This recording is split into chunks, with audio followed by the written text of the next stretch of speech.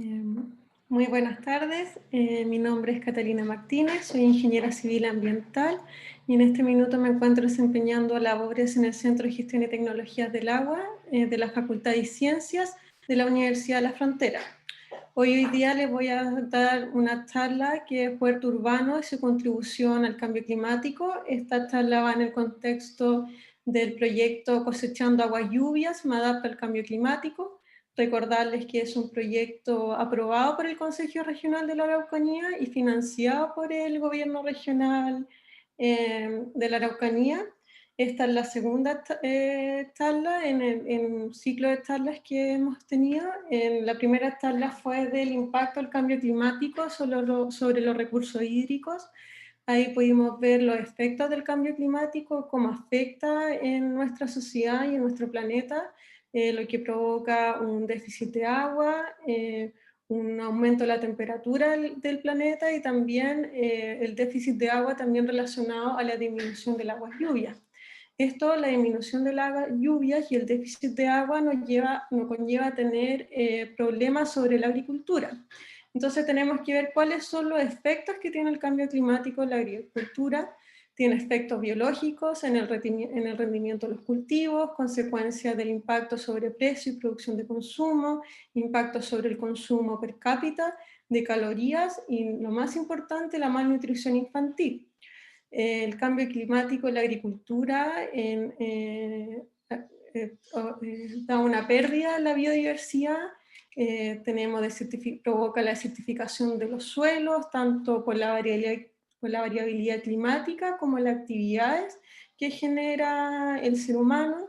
Tenemos pérdida de cultivo, provocadas también por el aumento de las temperaturas, y no solo el aumento de la temperatura, sino también por las heladas, por el exceso de heladas que hay, por el aumento de las heladas en invierno, provocando la pérdida de cultivos, como nos pasó este año con los arándanos en nuestra zona. La agricultura y la deforestación representan alrededor de una tercera parte de las emisiones de gases de efecto invernadero a nivel mundial, y todo esto relacionado a partir de la actividad humana. De esto, la agricultura y la forestación emiten el 25% del dióxido de las emisiones de carbono, el 50% del metano y más del 70% de las emisiones de óxido de nitrógeno a la atmósfera. Hay que tener en consideración también que se estima que para el año 2050 la agricultura en América Latina va a sufrir problemas de desertificación. Esto provocando la reducción o pérdida de la productividad biológica o económica de las tierras.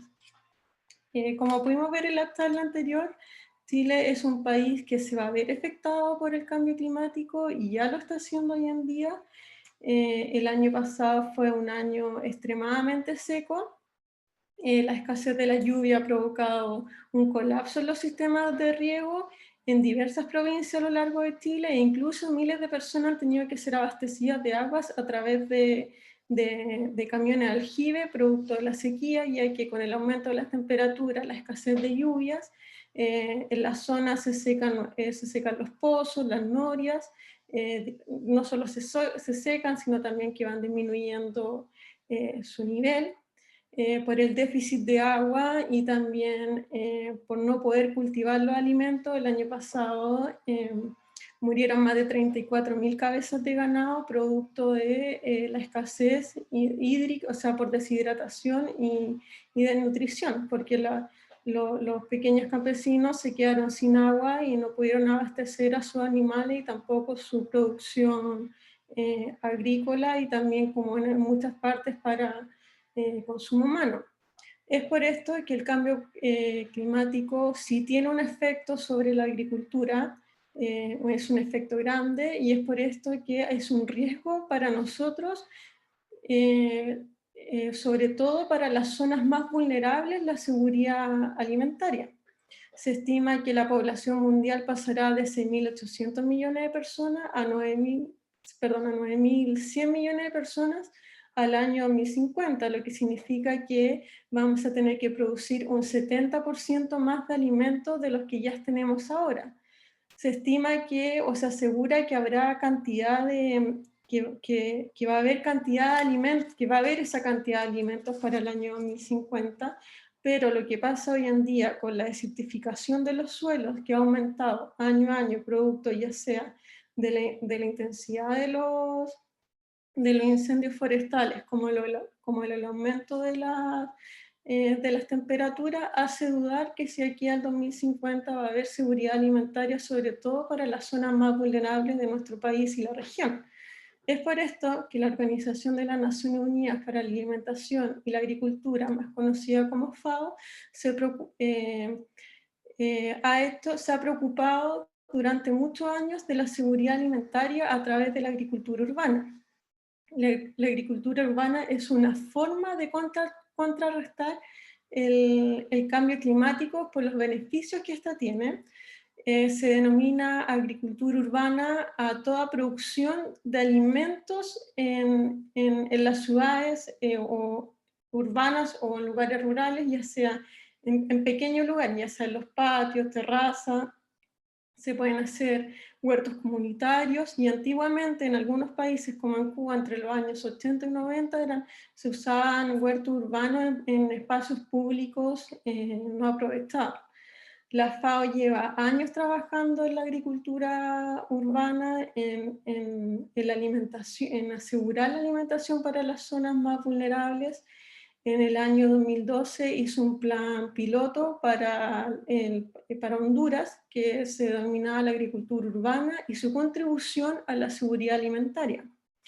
Este plan piloto buscaba aumentar la seguridad alimentaria nutricional para las poblaciones vulnerables, urbanas y preurbanas, que son aquellas que se encuentran entre una zona urbana y una zona rural, pero que no está bien establecida, con el fin de que la gente pueda producir sus alimentos, o sea, alimentos para el autoconsumo en espacios reducidos.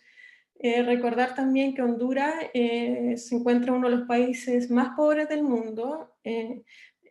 Pasa mucho también lo que pasa en Chile, en que las zonas rurales del país presentan mayores limitaciones en cuanto a la cobertura y calidad de los servicios sociales y básicos, que esto nosotros también lo vemos acá en la novena región, donde hay sectores que están vulnerables, ya sea de servicios sociales también, como es la escasez del agua.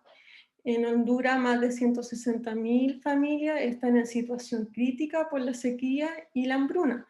Entonces, por esto que la FAO se preocupó de utilizar huertos urbanos, le enseñó a la gente a hacer huertos urbanos a través de botellas de reciclaje, en neumáticos, cómo cosechar el agua, la cantidad que tenían que regar, así para obtener un autoconsumo y asegurar la alimentación para las personas más vulnerables del país. Los huertos urbanos son espacios para el cultivo de flores, o sea, perdón, para el cultivo no solamente de hortalizas, sino también para el cultivo de flores, frutas, y lo más importante es que los huertos urbanos nos ofrecen la posibilidad de cultivar nuestras propias hortalizas y plantas ornamentales. Fomenta la creatividad a través de la naturaleza y el arte en el entorno, sobre todo ahora que estamos en una situación de pandemia, que podemos fomentar la creatividad con nuestros niños, enseñarles a hacer huertos urbanos, enseñarles sobre el cambio climático, lo que significa la escasez hídrica, enseñarles a regar una planta para que esta planta no se ahogue y no se muera, y asegurar la alimentación en el futuro.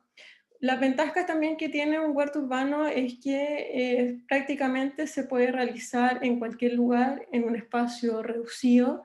Nos permite, bueno, como ya dije, cultivar alimentos y plantas, y lo mejor es que podemos utilizar cualquier objeto que nosotros tengamos en nuestra casa sin utilizar o abandonado. Se puede utilizar hasta un zapato para sembrar, por ejemplo, un cibulet o un cilantro. Los huertos urbanos nos ayudan a la reutilización de los productos. Podemos utilizar cajas de Tetra Pak, que son súper difíciles de reciclar. Tenemos huertos verticales para espacios reducidos. Podemos usar bidones de 5 litros, botellas de 2 litros, tazones, platos rotos. Lo importante siempre es, por ejemplo, al Tetra Pak poder hacerle un hoyito para que la planta, perdón, para que la planta no se ahogue. Disculpe. También podemos utilizar tarros de atún, de tarro de leche condensada. Podemos hacer invernaderos caseros, que tienen la ventaja que se puede sembrar, podemos sembrar en cualquier época del año con nuestros invernaderos caseros, que simplemente necesitamos un nylon, o se puede partir una botella de bidones de litro, de 5 litros o más si es que hay, colocarlo encima, y ahí ya tenemos también nuestro invernadero. Podemos sembrar en cajas de huevos, son ideales para sembrar perejil y zapallo. No es necesario, se puede sembrar en la misma cajita del huevo, ya que se graba en la tierra. Y también, bueno, lo importante es que tengamos una buena tierra para poder, ¿cómo se llama esto?, llevar a cabo nuestra producción de huertos urbanos. Y es por eso también que está el compostaje, que el compostaje se obtiene a través de separar nuestros residuos domiciliarios, poder separar la parte orgánica de la inorgánica, sacar un subproducto de la parte orgánica que nos ayuda a reciclar, el compostaje nos ayuda a reducir el volumen original de los residuos, tiene ventajas de retención del agua, transforma la materia orgánica biodegradable en un producto biológicamente estable, puede ser usado como recuperación de suelo y como sustrato de plantas. El compostaje, el compost nos ayuda a retener la máxima cantidad de nutrientes de las plantas. Y también otra ventaja, y muy importante, que estamos hablando sobre el tema del cambio climático, poder separar nuestros residuos y hacer compostaje nos ayuda a disminuir los gases de efecto invernadero. Hay un sinfín de plantas que podemos utilizar para nuestros cultivos de huerto urbano. Tenemos el perejil, la hierbabuena, el cebollín, cebolla, lechugas. Solamente necesitamos saber cuál es la planta que nosotros, o sea,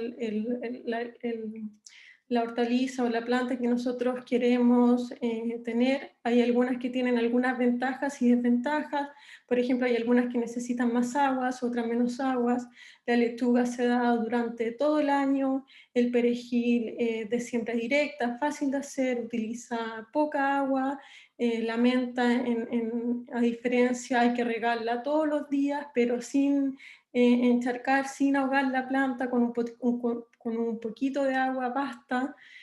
También la menta es súper buena para los tomates y las coles, porque hace que elimina los pulgones. El olor de la menta hace que los pulgones no se acerquen a los tomates. También podemos plantar tomates cherries, pepino, romero, tomillo, ajo, todo lo que nosotros queramos o nos guste para nuestra huerta. También es importante que nuestra huerta no solo sea un huerto urbano, sino también que sea una huerta orgánica. Las huertas orgánicas nos ayudan a controlar, a ser un controlador de plagas. Tiene muchos beneficios. Dice, las plantas aromáticas y medicinales en la huerta perdón, ayuda a prevenir la aparición de plagas, la aparición de plagas. Esto es porque la diversidad de aromas, sabores y colores provoca confusión en los insectos al afectar sus sentidos, dificultándose ubicar su hortaliza preferida. Por ejemplo, hay plantas que ayudan a repeler los Los caracoles, que los caracoles se alimentan de la hoja de las plantas. Por ejemplo, aquí tenemos el anís, que ayuda también a los pulgones, igual que la menta. El ajenjo repele los tediosos ratones. Otros beneficios que tienen los huertos urbanos y huertas orgánicas es el uso del agua. Nos ayuda a tener un riego focalizado. Sabemos que nuestra zona ha tenido más de un 20% de déficit de agua para el año 2020, sobre todo la comuna de Mayeco con un 21,9%.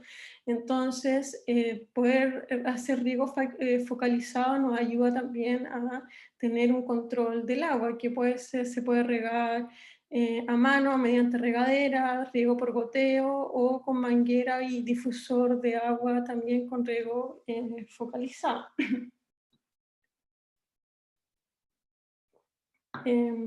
Uno de los más utilizados o los mejor utilizados son los riegos por goteo. Un riego por goteo es fácil de hacer. Este es un prototipo de planta, o sea, de huerta que se iba a hacer en un departamento donde se diseñó un riego por goteo. Más que nada se necesita tener un programador, un filtro, bueno, la tubería, y también ir colocando los goteros a cada planta para que el agua reciba la cantidad de agua necesaria exacta, sin pérdidas, ni más ni menos. Aquí lo importante es tener, bueno, el programador y también dónde vamos a obtener el agua.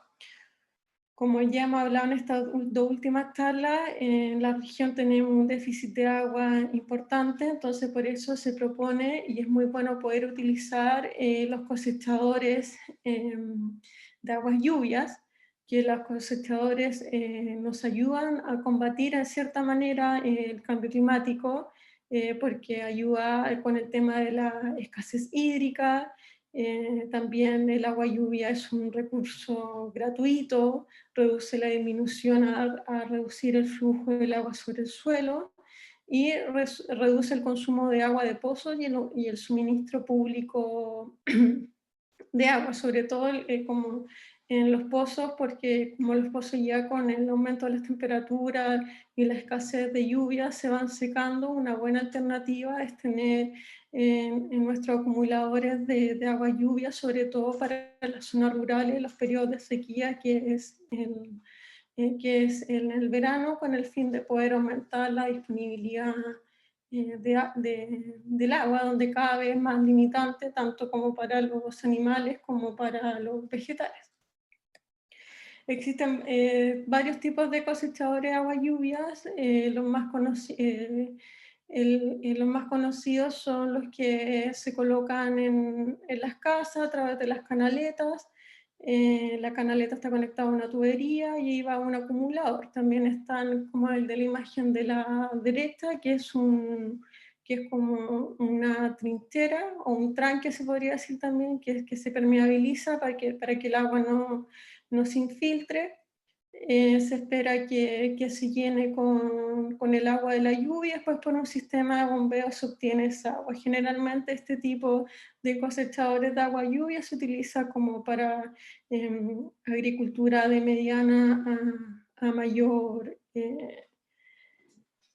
de mediana a mayor escala.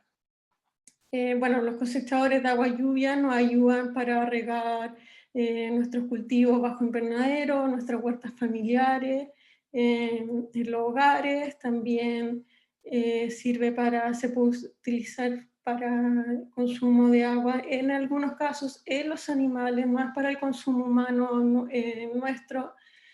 También se puede utilizar, no sé, en el caso, bueno, en verano no, pero también lavar el auto, se puede hacer una conexión para los baños y poder usar el agua del estanque. Ya finalizando también, tenemos, este es un ejemplo de cómo funciona generalmente una imagen gráfica de un cosechador de aguas lluvias. Bueno, esta llueve, la lluvia cae al techo, esta la casa tiene que estar conectada, tiene que tener las canaletas. Es muy importante que las canaletas estén limpias, libres de hojas. Estas canaletas están conectadas a unas tuberías que llegan a un tanque acumulador que está bajo tierra. La ventaja que tiene el tanque acumulador bajo tierra, aparte de en espacio reducido, es muy bueno colocarlo bajo tierra, también es porque por las altas temperaturas hace que el agua no se evapore. Entonces, uno de los mayores beneficios que tendría. También, por escasez de agua en algunos sectores, los cosechadores de agua lluvia son utilizados también para quehaceres domésticos como el lavado de la ropa, cuando ya el agua es muy, muy escasa. Y bueno, para finalizar me gustaría terminar con una frase de la FAO que dice: la visión 2030 de la FAO, la agenda alimentaria urbana es parte integral de la aspiración de la organización a lograr sistemas alimentarios resilientes, integrados, sostenibles e inclusivos que permitan liberar del hambre y de todas las formas de malnutrición a todas las personas en todos los lugares del mundo. Quiero agradecer por su participación a la comunidad de Lumaco, también a la municipalidad, y dejarlos invitados para el próximo miércoles, para el próximo miércoles 25 de noviembre a las 6 de la tarde a la charla del doctor Juan Carlos Ortega, que va a hablar sobre las brechas a superar para lograr un uso sustentable del agua en la Araucanía. Muchas gracias. Muchas gracias, Catalina. Entonces nos vemos el próximo 25 de noviembre en nuestra última jornada del proyecto FNR Lumaco. Así que hasta luego y visiten nuestras redes sociales. Hasta luego. Chao.